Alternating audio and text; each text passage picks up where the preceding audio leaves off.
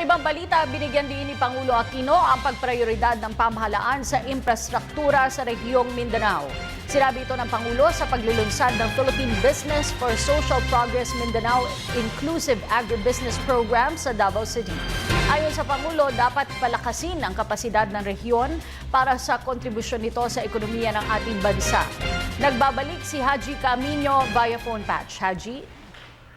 Kathy, transformasyon para sa Mindanao. Ito ang mensahe ni Pangulong Aquino na target maatim na kanyang administrasyon matapos ilunsad ng Philippine Business for Social Progress ang Inclusive Agribusiness Campaign sa SMX Convention Center sa Davao City. Layunin nitong magbukas ng oportunidad para sa mga taga Mindanao kung saan palalawakin ito ang tulong sa mga magsasaka at maliliit na negosyante sa pamamagitan ng partisipasyon at pakikinabang mula sa malalaking kumpanya. Ibig sabihin, hindi lamang ekonomiya ang lalago sa tulong ng Agribusiness Campaign kundi lilikha din ito ng maraming trabaho. Pinangunahan ni Pangulong Aquino ang paglulunsad sa kampanya kung saan kinilala niya ang mga naging ambag ng PBSP sa pagtulong sa mahihirap. Binigyang diin din ng Pangulo ang potensyal ng Mindanao bilang pangunahing pinagkukunan ng agricultural products. Isa din sa pangunahing layunin ng programa ang pag-atim sa inclusiveness, sustainability at collective growth na siyang bahagi ng Philippine Development Plan ng Administrasyong Aquino.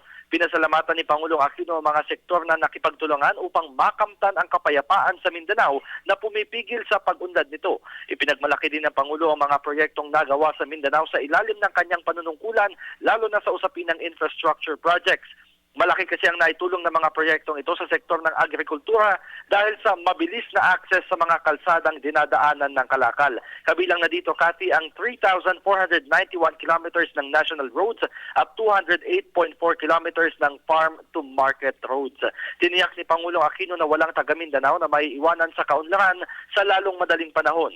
Naniniwala ang Pangulo na iisa lamang ang layunin ng gobyerno at ng pribadong sektor para sa Mindanao, ang masigurong nakikinabang ang mga mahihirap na komunidad sa paglago ng ekonomiya. Mula dito sa Davao City, nag-uulat para sa Telebisyon ng Bayan, Haji Camino.